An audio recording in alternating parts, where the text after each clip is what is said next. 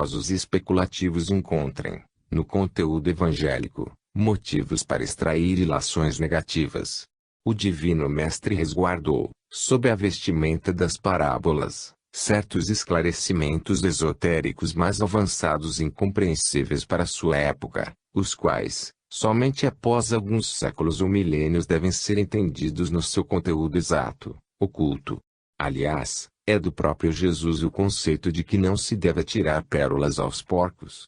Embora a simplicidade e a evidência moral do Evangelho do Cristo bastem para garantir a aplicação sensata dos seus conceitos salvacionistas com o decorrer do tempo, os homens ainda não puderam entender e comprovar que são, realmente, delicadas miniaturas do próprio cientificismo do cosmo. Assim, o pedir, na intenção de Jesus, não consiste simplesmente no ato primacial de a criatura solicitar algo, mas é sumamente importante que ela, primeiramente, se decida em consciência, quanto à natureza, com textura superior ou inferior do que pede. Quem não sabe o que pede, pode pedir insensatamente. É ilógico que o homem venha ao querer o que não deseja, pedir o que não pretenda, solicitar o que não entende, ou, ainda, buscar o que não crê.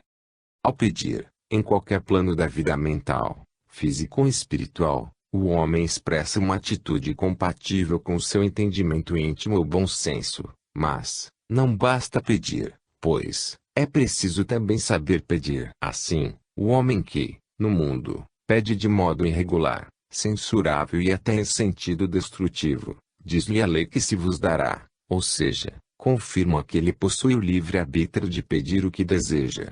Mas, como o conceito evangélico é claríssimo em explicar que pedindo, recebereis, o homem que, então, saiba como pedir, em qualquer condição de sua vida, há que saber que a semeadura é livre, mas a colheita é obrigatória. Por isso, adverte Jesus que o homem será julgado segundo as suas obras. Sob tal aspecto, o Mestre Divino define o entendimento do homem terrícola que o mal e o bem ainda são frutos da própria atitude e condição humana, pois, tanto ele pode pedir certo como errado, e sempre será atendido pela lei. Deus é amor absoluto e incondicional e atende a qualquer pedido, sem fazer distinção ou restrição entre os seus filhos. É algo à semelhança do Pai amoroso, que chega para ninfar os equívocos dos filhos, para não os frustrar a vida humana. Em verdade, Jesus disse que pedindo, recebereis, mas não destacou o que se deve pedir, nem mesmo o que é certo ou errado no pedido, embora frisando que, sempre, será atendido aquele que pedir. Obviamente, quem pedir há de ser o único responsável quanto à natureza dos efeitos que possam suscitar-lhe o pedido bom ou o pedido ruim. Pergunta: qual é o vínculo ou elo entre os conceitos de pedir e recebereis e buscai e achareis? Matiz: primeiramente, o homem deve saber o que quer e, depois, buscar o que deseja. No curso dessa ação, observa-se um processo num ritmo coerente e disciplinado. É um desdobramento de premissas, que convergem sensatamente para a conclusão lógica de receber ou achar. Em tudo que se sucede na vida, a ordem e o ritmo são partes ou sequências de qualquer processo, em qualquer plano do mundo material ou do reino divino, a fim de se manter o equilíbrio e a harmonia do cosmo. Malgrado algumas conceituações negativas, no próprio mundo físico predomina uma disciplina, que se pode configurar como um ritual. Não se trata de formalismo ou apego às cerimônias religiosas, mas, tão somente a ordem ou sucessão regular de cada coisa ativada, ou atuando no seu tempo e na sua frequência. Mesmo na criação do mundo, percebe-se o rito, ou uma ordem que impera por etapas sucessivas e gradativas, pois Deus só criou as aves e os animais após ter criado o céu e a terra, e deu a vida ao homem depois de povoar o mundo com seres inferiores. Assim, há um rito ou uma ordem, pois deve ser de entendimento sensato que, primeiro, há de se pedir, para depois buscar. É um ritual simples e indispensável que o homem, primeiramente, tire os sapatos para, depois, conseguir tirar as meias. A simples operação de tirar as meias exige, ritualisticamente, a mobilização do primeiro ato, em que deve, antes, descalçar os sapatos, como a etapa ordenativa e sensata do processo. Ninguém duvida de que só um louco busca o que mil cogita e o que não pede. Ao pedir, o homem indica o que deseja e considera de melhor para si, e a divindade, então, concede a permissão para ele conseguir a sua pretensão humana. Mas, ainda lhe fica o direito de escolher o objeto que deseja e fazer dele o uso que lhe convier.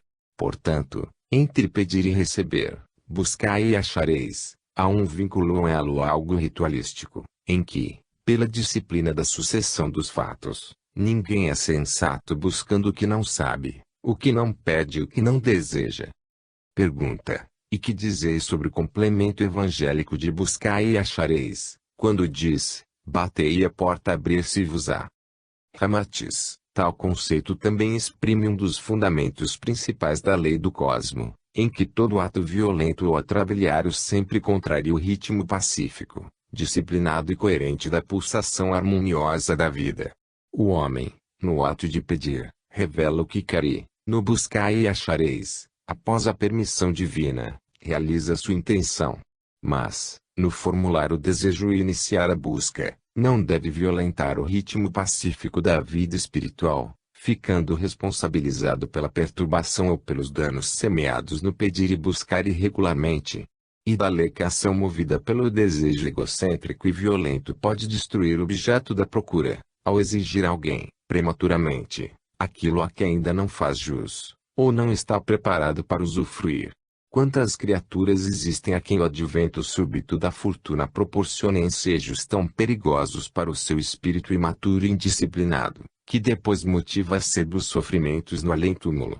E quem força uma ação arromba a porta, no simbolismo da parábola de Jesus, mas, quem bate, solicita e é digno de receber a concessão divina, porque se ajusta ao ritmo pacífico ou ritual gradativo, sem opor violência à lei.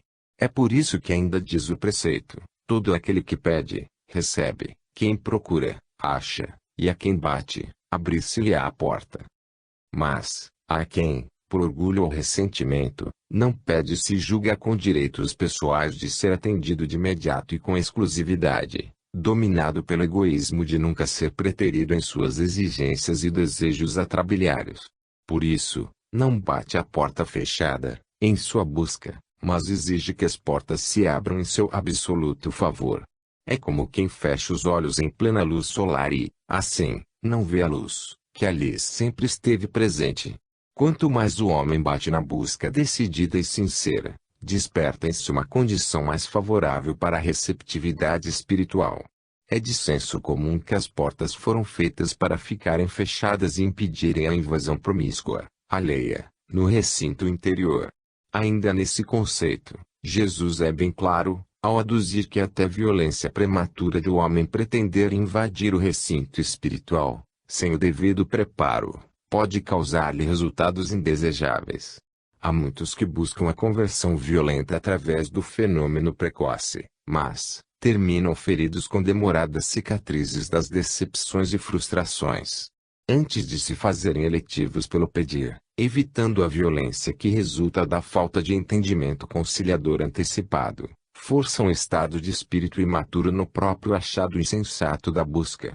Sem dúvida, o homem precisa trabalhar incessantemente na sua realização espiritual, certo de que tudo dependerá, exclusivamente, de si mesmo e do seu trabalho.